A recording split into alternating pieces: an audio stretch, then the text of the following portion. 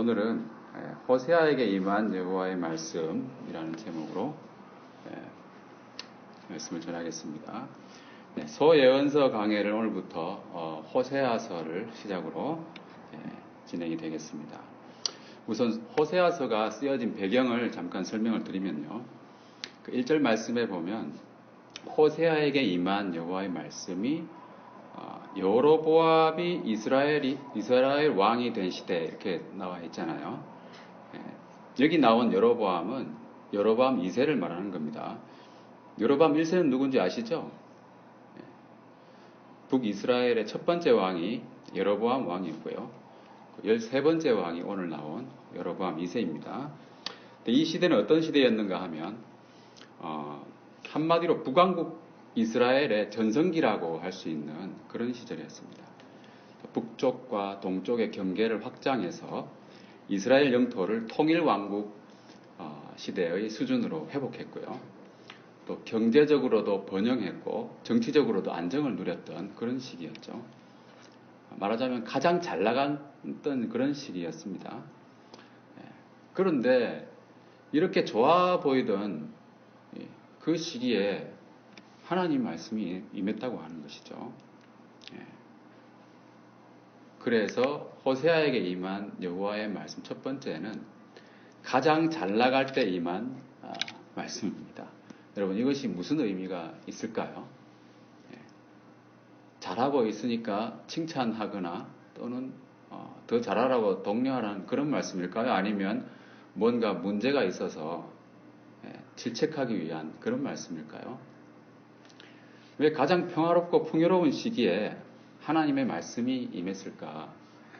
여러분 학교에서 선생님이 그 학생들에게 야, 수업 끝나고 너희들 2명 잠깐 남아서 얘기 좀 하자. 그러면은 그게 무슨 뜻입니까? 그게 잘하고 있는 학생이라서 칭찬하려고 불렀겠습니까? 아니면은 뭔가 문제가 있어서 그렇게 말했을까요? 잘하고 있는 학생한테는 별말 없죠. 호세아가 활동하던 시대는 겉으로는 정치 경제적으로 모든 것이 좋아 보였습니다. 그러나 속으로는 많은 문제가 있던 그런 시기였죠. 그래서 그걸 위기의 시대라고 하는데요. 근데 진짜 위기는 뭐냐 하면 위기처럼 보이지 않는다는 것이 가장 문제라는 거죠. 여러분 암 중에서 제일 무서운 암이 뭡니까? 췌장암이라고 이야기를 합니다. 왜 그게 무섭냐 하면 조기 진단이 어렵다는 거죠. 그래서 침묵의 살인자라고 불리는 그런 암입니다. 가장 치명률이 높은. 근데 심각한 병에 걸렸지만은 별다른 통증이 없으니까 그것을 모르고 죽어가고 있는 것이죠. 그렇다면 생각해보면 우리에게 하나님이 통증을 주셨다고 하는 것도 참 감사할 일이라는 겁니다. 통증을 통해서 뭔가 문제를 발견할 수 있으니까요.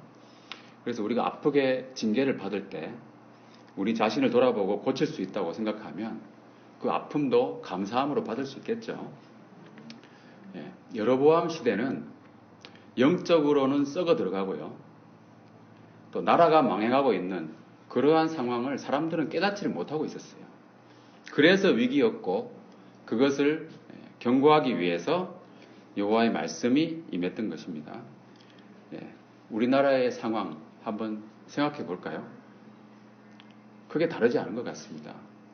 얼마 전에 우리나라는 명실상부한 선진국 대열에 들어섰죠.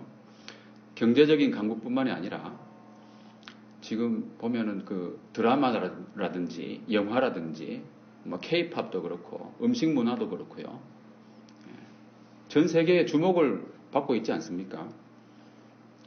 북이스라엘의 전성기 때처럼 우리나라도 지금이 가장 좋은 그런 때인 것 같습니다. 여러분 더 좋아질 수 있을까요?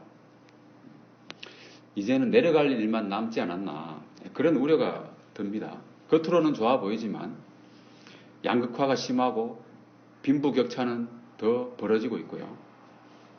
1인 가구는 늘어나고 이혼율은 증가하는데 출산율은 감소하고 결혼율도 떨어지고 고령사회가 오고 있고요. 겉으로는 선진국이 되어서 문화적인 영향력도 많고 좋아 보입니다. 근데 내부적으로는 어떻습니까? 썩어가고 있고 골마가고 있는 그런 현상들, 여러분 위기가 보이지 않습니까? 우리 교회도 마찬가지죠. 교회도 가정이 무너지고 청년들이 실종되고 있잖아요. 남자 성도들 잘 안 보이잖아요. 여기 목사님들 빼놓고는 딱 한 분 보이는데요. 제가 몇 년 전에 그 여름성경학교 총회를 한번 가본 적이 있는데요. 전체 모임에는 강당이 꽉 들어찰 정도로 사람이 많았었습니다. 많은 교역자들과 교사들이 참여했었죠. 제가 그 당시에는 청년부 담당이었어가지고 전체 모임이 끝난 이후에는 부서별로 이렇게 모이는 그런 시간이 있었는데, 제가 청년부 모임 장소를 찾아가는데 좀 한참 헤맸던 것 같습니다. 왜 그랬을까요? 청년부 쪽으로 가는 사람이 아무도 없었어요. 어떻게 가다가 안내를 받아서 갔는데, 가서 그래도 긴가민가 했습니다. 어디가 모임 장소인지. 어떤 회의실 같은 데를 이렇게 보니까 한 대여섯 명 앉아 있더라고요. 혹시 청년부 모임 장소가 어디냐고. 여기라고 합니다. 적잖이 놀랐습니다. 저를 포함해서 6명 정도가 참여했던 것 같습니다. 물론 교회 사정에 따라서 안 온 그런 교회도 있었겠지만, 강당에 그렇게 많던 사람들은 다 어디로 간 겁니까, 여러분? 다 유년부나 초등부나 중고등부 다 갔겠죠. 그 부서의 교사, 교육자들입니다. 이 현상은 여러분 무엇을 말합니까? 우리 아이들이 그 신앙이 대부분 부모님이 가라고 하니까 교회에 나간다는 것이죠. 그 아이들 중에서 스스로 판단할 나이가 되면 교회를 나가지 않는 사람들이 대부분이라는 겁니다. 성인이 되고 부모의 영향에서 벗어나서 그렇게 되면 자유를 찾아서 주님께로 오는 것이 아니라 세상에 나가서 종로로 타는 것이죠. 그것은 청년들의 문제가 아닙니다. 어릴 때부터 형식적으로 교회는 다녔는데 그 마음에는 말씀이 심기지 않았다는 것이죠. 신앙생활이 아니라 종교생활을 하고 있었다는 겁니다. 왜 그럴까요?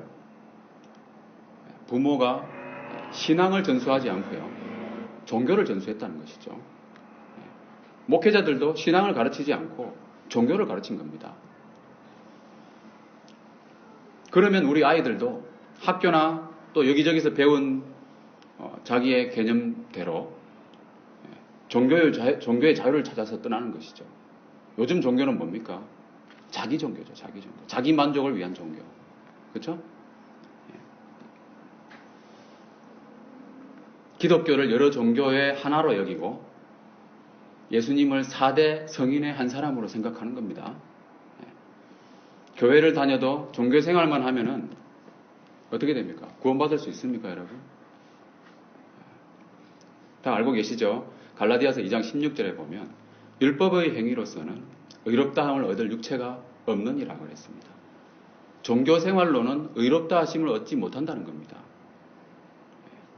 의롭다 하심을 얻지 못한다는 말은 다시 말하면 죄의 형벌 아래 놓여 있다는 것이죠. 교회를 나오지 않아도 믿음을 가지고 있다면 큰 문제는 안 되겠지만, 그런 청년들이 얼마나 되겠습니까, 여러분? 정말 믿음을 가지고 있는 사람이라면 교회 예배 참여하는 것이죠. 그들이 가고 있는 길이 대부분 여러분 지옥행 아닙니까, 여러분? 우리 한국 교회에 청년의 나이가 되면 다 떠나간다는 거예요. 일부 몇 교회 빼놓고요.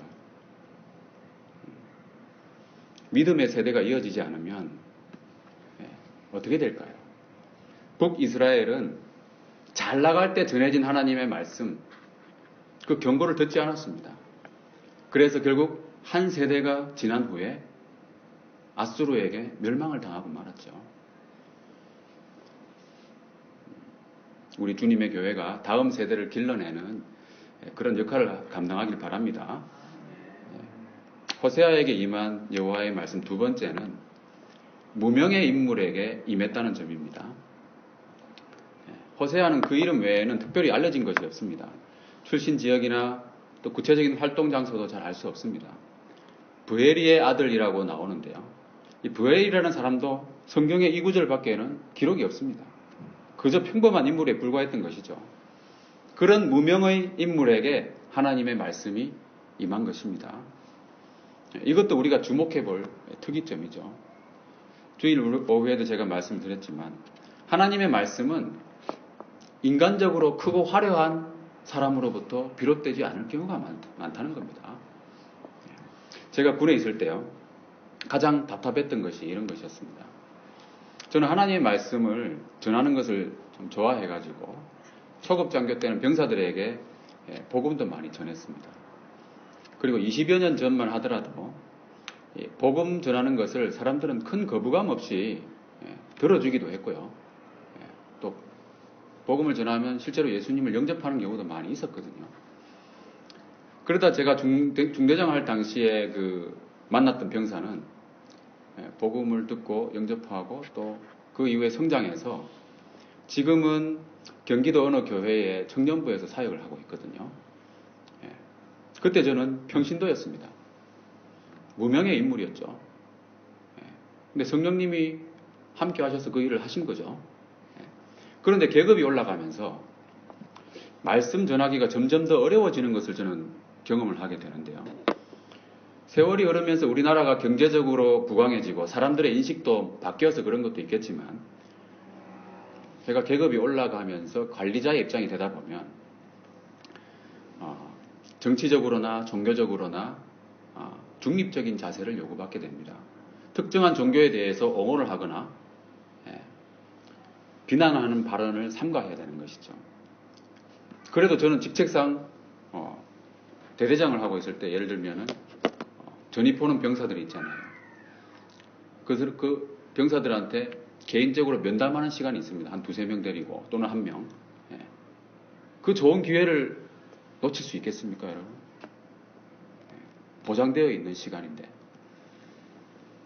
그래서 저는 그 기회를 이용해서 최대한 부담스럽지 않게 이 성경에 관해서 이야기를 했는데요. 정말 어떤 종교적인 어떤 그게 색채가 들어가지 않게끔 말했는데도 나중에 거꾸로 내려왔죠. 너 종교 강요하지 말라고. 얼마나 황당한 일입니까, 여러분? 계급이 올라가면 말씀을 전할 수가 없다는 거예요. 그리고 얼마 지나지 않아 가지고 하나님께서 저를 군에서 내보내셨어요. 그래서 지금 여러분과 함께 말씀을 나누고 있는 겁니다. 하나님의 말씀은 높은 자리나 유명한 사람한테서 나오는 경우는 드물다는 겁니다. 오히려 그 반대죠. 광야에서 낙타 트롯을 입고 메뚜기와 석청을 먹던 세례 요한이 말씀을 외쳤고요. 평범한 목수의 아들 나사렛 예수가 말씀을 가르쳤습니다. 그리고 오늘 말씀 1절에 평신도와 같은 무명의 인물 호세아에게 하나님의 말씀이 임했고 그 호세아가 말씀을 전하고 있는 것이죠. 여기서 중요한 것은 뭐겠습니까? 성령님이 여러분 안에 계시면 여러분은 사역자입니다. 성령이 너에게 임하시면 너희가 권능을 받고 그 다음 뭐라고 했습니까? 예루살렘과 온 유대와 증인이 되리라고 하셨잖아요. 증인이 된다고 하는 것은 구약시대로 말하자면 대언자의 역할을 말하는 거예요. 물론 교회의 운영을 위해서 목회자가 있고 그 조직이 구성되어 있지만은 성령님이 계시다면 그 사역자인 것을 여러분 잊어서는 안 된다는 겁니다. 호세아에게 임한 여호와의 말씀입니다. 그리고 이 당시에 그 무명의 인물 호세아가 전했던 그 말씀의 심각성을 당시 사람들은 전혀 인식하지는 못했어요. 영적인 무감각 상태에 빠져 있었죠. 하나님의 말씀을 하나님의 말씀으로 받아들이지 않고 사람의 말로 여겼다는 겁니다. 그리고 오늘 2절에 보면은요. 오늘 2절 말씀 다시 한번 읽어보겠습니다. 다 같이 시작. 여호와께서 처음 호세아에게 말씀하실 때 여호와께서 호세아에게 이르시되 너는 가서 음란한 자식을 이 나라가 여호와께 크게 음란함이니라. 이 부분도 무시할 수 없는 점이죠. 호세아의 결혼 생활이 여기 잘 나타나 있는데요. 그것을 본 사람들이 뭐라고 생각했을까요? 문란한 여인하고 결혼해가지고 사는 사람이 하나님의 말씀을 전하고 있는 겁니다. 여러분 납득이 됩니까? 여러분 제가 목사로서 말씀을 전하는데 저의 가정이 문란하면 여러분들이 제 말을 귀담아 들으시겠습니까? 그보다 아마 저부터가 아마 말씀 전하기가 좀 어려운 처지가 되었을 겁니다. 그런데 그런 상황 속에서도 하나님은 호세아를 통해서 말씀하셨다는 겁니다. 왜냐하면 하나님은 하나님의 말씀 그 자체가 거룩하고 위대한 것이기 때문이죠. 데살로니가 전서 2장 13절 말씀을 읽어보겠습니다. 시작. 너희가 우리에게 들은 바 하나님의 말씀을 받을 때에 하나님의 말씀으로 들으니 진실대로 돌아가라. 이 말씀이 또한 너희 믿는 자가 되도록 그렇다. 예, 사람의 말이 아니라 하나님의 말씀으로 받아야 합니다. 하나님 말씀 자체가 능력이기 때문에 누가 전하든지 하나님의 말씀이라는 믿음으로 받으면 하나님이 역사하시는 거예요. 그렇다면 이스라엘 사람들이 호세아가 말씀을 전할 당시에는 그 말씀 무시했어요. 그러다가 그러면 언제쯤 그러면 호세아서를 하나님의 말씀으로 인정하기 시작했을까요? 호세아도 죽고 북이스라엘도 망하고 포로로 다 끌려간 뒤에죠. 호세아서뿐만이 아니고요.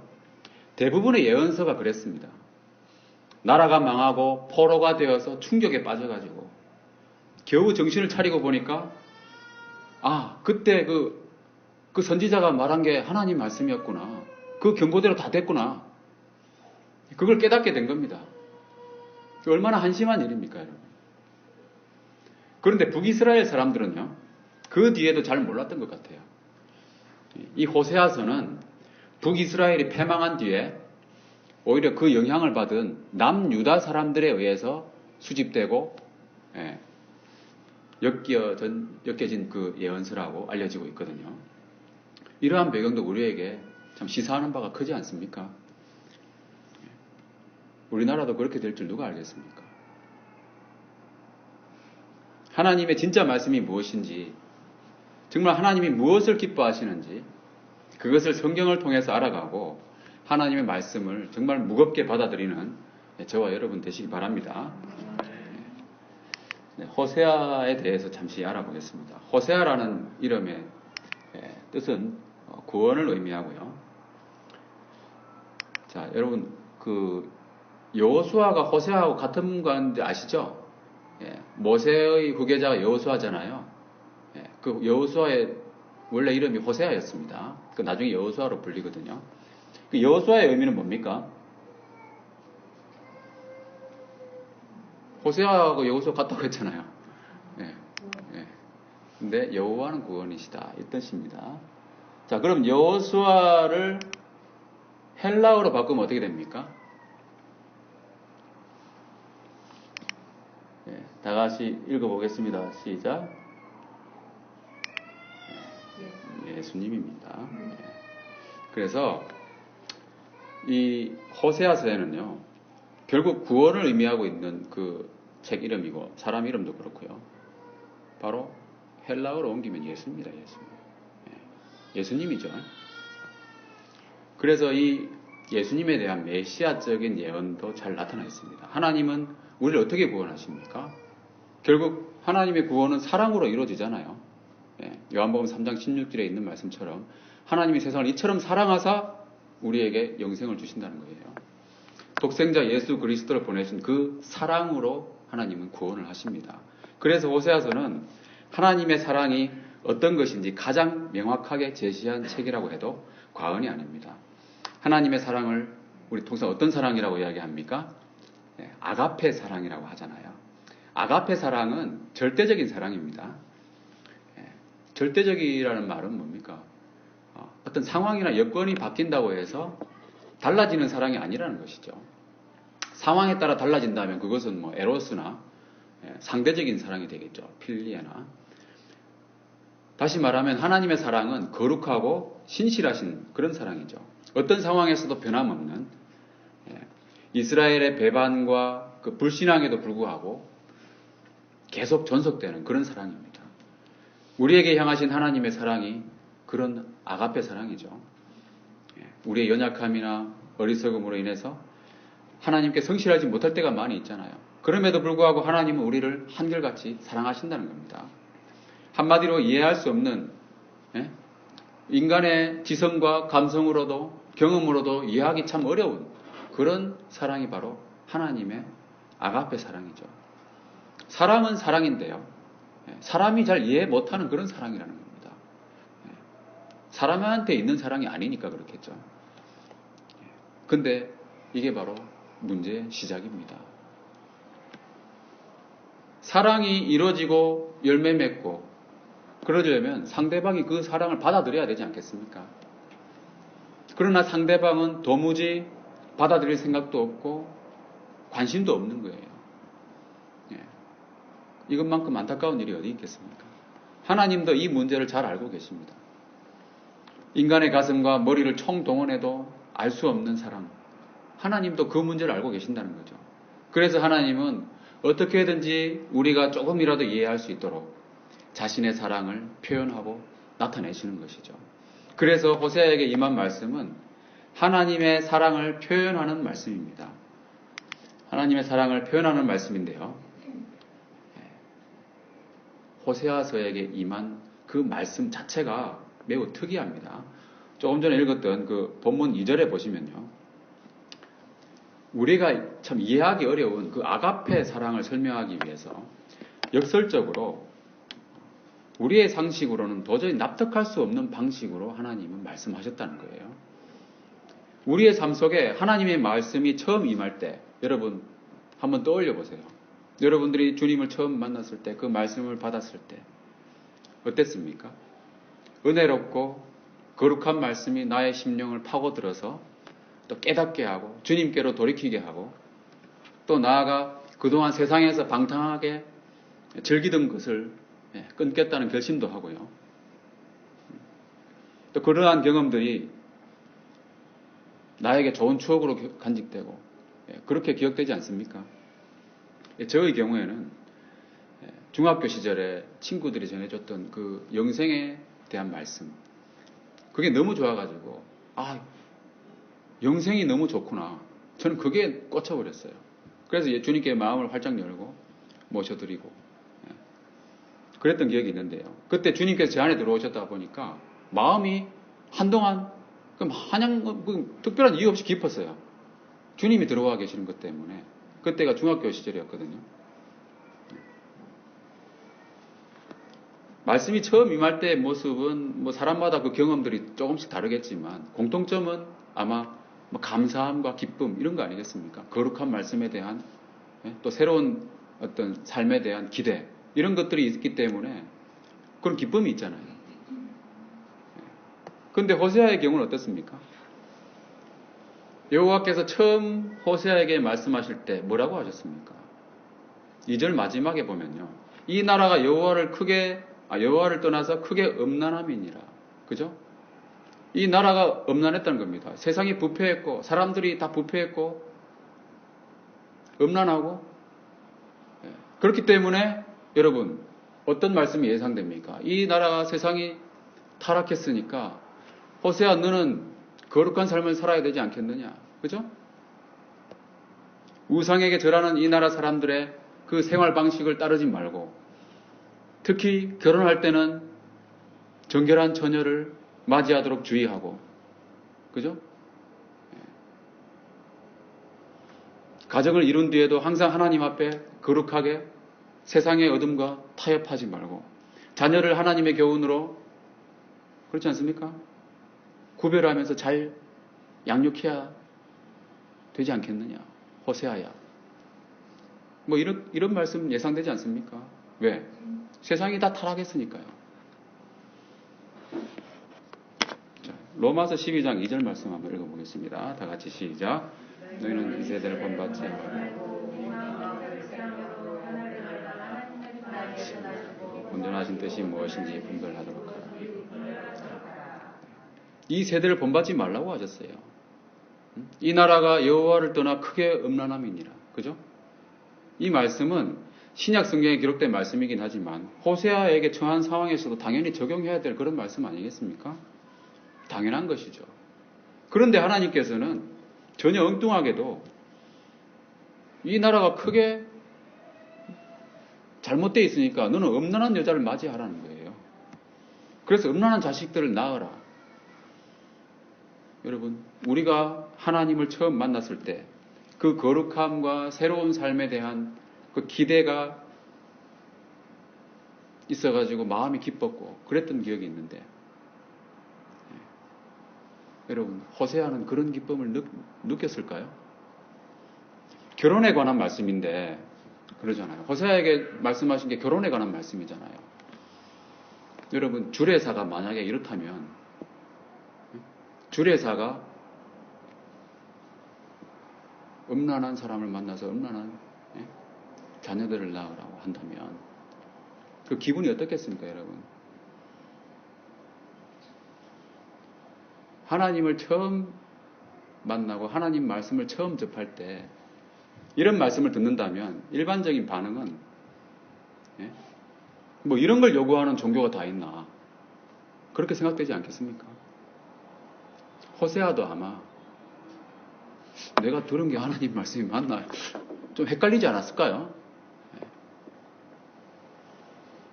거룩한 생활을 촉구하는 말씀을 전해도 부족할 지경인데 어떻게 세상과 별반 다름없는 생활을 요구하시면서 말씀을 순종하라고 하시나? 그렇지 않습니까? 그래도 호세아는 순종했잖아요. 우리는 어떻습니까, 여러분? 우리의 생활도 별반 다르지 않습니다. 우리가 주님의 거룩한 말씀을 듣고 하나님 백성이 되었지만 교회 다니는 것 말고 생활에 어떤 변화가 있습니까, 여러분? 큰 변화가 있습니까?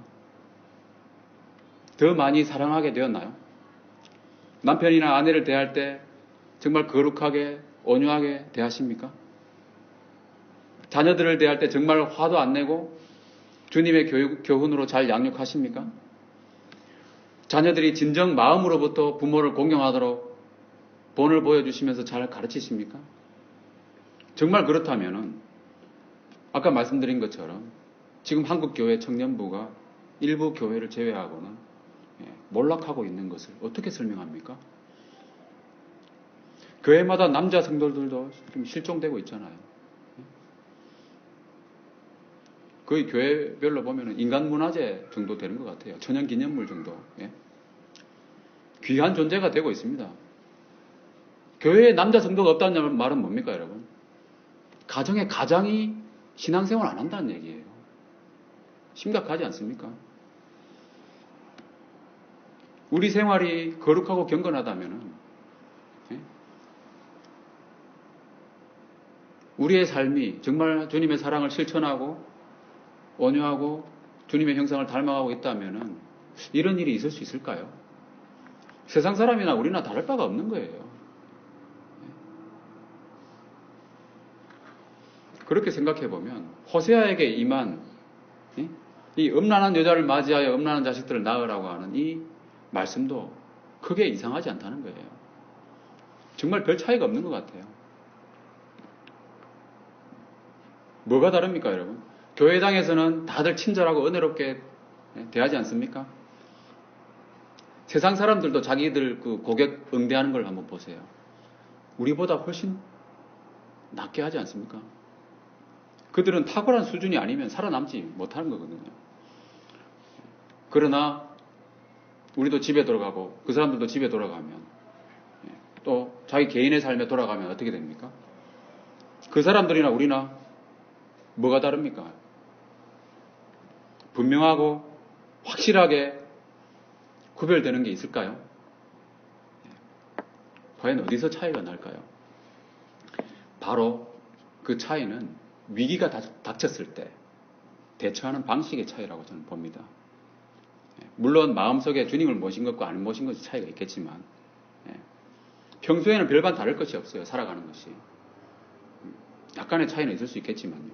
근데 가장 큰 차이는 뭐냐면 위기의 순간에 어떻게 대처하느냐. 위기의 순간에는 반드시 달라야 됩니다. 그렇지 않다면 우리가 주님의 사랑을 받은 존재라는 것을 알 수 있는 방법이 없어요.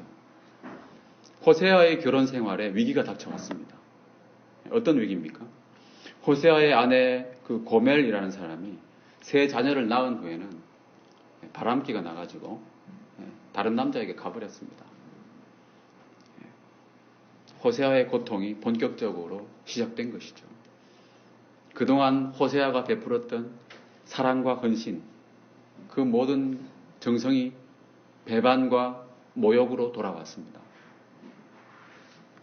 호세아가 공급했던 먹을 것과 입을 것, 그 모든 것들을 다른 사람이 준 걸로 생각하고 또 호세아의 진심 어린 사랑도 다 잊고 떠나버렸어요.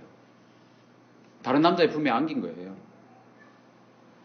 세상 사람들은 이런 경우에 어떻게 합니까? 이런 위기가 닥쳤을 때 어떻게 대처하느냐 이겁니다. 보통은 그 사랑하는 마음이 미움과 복수심으로 변하지 않습니까? 그래서 상대방을 해치기도 하고요. 어떤 사람은 보복 심리로 다른 여자하고 또 다른 여자를 만난다든가 또는 법적인 다툼을 벌여가지고 이혼 소송을 하고 위자료 청구하고 당연한 순리로 여기는 것이죠. 견디다 못해서 이혼으로 가는 경우가 대부분이죠. 그래서 이혼율이 증가하는지도 모르겠습니다. 호세아도 아마 이 고멜이 다른 남자에게 갔을 때 아마 끝났다고 생각했을 거예요. 아이를 3명이나 낳고도 뒤를 돌아보지도 않고 그렇게 떠나간 그 아내에 대해서 어떤 생각이 들었겠습니까? 억울하기도 하고 괘씸하기도 하고 그리고 그 여인과 그 남자에 대한 그죠? 복수심이 생겼을 겁니다. 그렇지만 어쩌겠습니까? 그래도 자기는 하나님 말씀을 받은 선지자인데 복수할 수는 없고요. 성질대로 할 수 없잖아요. 그래서 이제는 다 잊어버리고 깨끗이 정리하고 새 출발해야겠다. 뭐 그런 다짐을 하지 않았겠습니까? 그런데 하나님은 호세아에게 이렇게 말씀하시죠. 3장 1절 2절입니다. 다 같이 읽어보겠습니다. 시작. 여호와께서 내게 이르시되 이스라엘 자손이 다른 신을 섬기고 건포도 과자를 즐길지라도 여호와가 그들을 사랑하나니 너는 또 가서 타인의 사랑을 받아 음녀가 된 그 사자를 사랑하라 하시기로 내가 15개 보리 반 반으로 나를 위하여 그를 사고. 이 구절에 대한 자세한 설명은 3장이니까 다음에 좀 더 하기로 하고요. 아무튼 하나님은 이 호세아의 아내였던 이 고멜을 다시 사랑하라고 하셨다는 겁니다. 어떻게 사랑할 수 있겠습니까? 자신의 배우자가 다른 사람과 함께 즐겁게 살고 있는데 사랑할 수 있겠습니까? 그러나 사랑하라는 거예요. 이게 바로 세상 사람들과 우리와의 차이점이라는 겁니다. 끝장내는 게 아니라는 거예요. 왜냐하면 하나님의 사랑이 그러하기 때문이죠. 이 점이 다른 겁니다. 하나님의 사랑은 상대방의 어떤 태도나 의향에 따라서 바뀌는 것이 아니라는 점이죠. 항상 변함없이 사랑하시는 그 사랑. 그렇다면 하나님의 말씀으로 살아가는 우리 그리스도인들도 세상 사람들과는 달라야 되는 것이죠. 이혼 소송으로 가는 것이 아니라 믿음으로 가는 것입니다. 하나님이 짝지어 주신 것을 사람이 나눌 수 없다고 보통 주례사에 그렇게 나오잖아요. 그렇죠? 그 말씀을 굳게 믿고 자신의 가정을 지키기 위해서는 뭐든지 하는 거죠. 둘이 합하여 한 몸을 이룰지로다. 그렇게 말씀하셨잖아요. 그 말씀을 붙잡고 한 몸이니까요. 어떤 값을 치르더라도 헤어지지 않는 것이 주님의 뜻이라는 겁니다. 그렇게 해야만 하나님의 사랑을 조금이나마 이해한다는 겁니다. 왜냐하면 하나님이 자기 아들을 내어주시면서까지 우리를 그렇게 사랑하셨기 때문이죠. 우리는 아무것도 모르고 있었지만 하나님은 우리를 사랑하시고 이미 그 값을 다 치르셨습니다. 내가 도대체 뭐길래 하나님이 나를 그토록 사랑하시나? 그죠? 도무지 이해되지 않는 사랑이죠. 도대체 무엇이길래 하나님이 자기 아들을 나를 위해서 바치셨나? 어떻게 그 대가를 치르셨나? 도대체 뭐길래?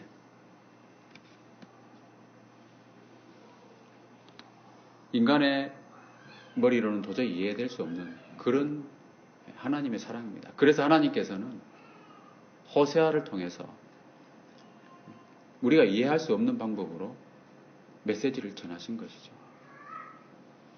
말씀을 맺겠습니다. 호세아서의 주제는 하나님의 사랑이며 하나님을 아는 것이 최선임을 강조하고 있습니다. 물론 호세아서 말씀을 보면 심판과 회복에 대한 말씀도 있는데요. 하나님의 사랑을 온전히 표현하기 위해서 호세아에게 특별한 방식으로 말씀하신 것이죠. 그 하나님의 사랑은 배반한 자에 대한 사랑입니다.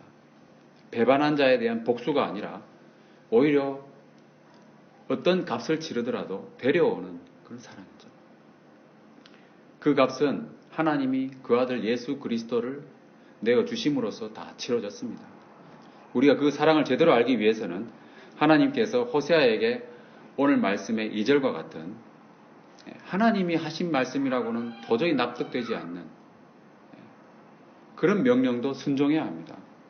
그 길은 결코 편안한 길이 아니죠. 좁은 길입니다. 배반한 자를 데려와야 하는 그런 어려운 길이죠. 우리는 그 길을 믿음으로 걸어가야 되는 것이죠. 믿음으로 우리는 원수를 사랑할 수 있습니다. 왜냐하면 하나님이 우리를 그처럼 사랑하셨기 때문이죠.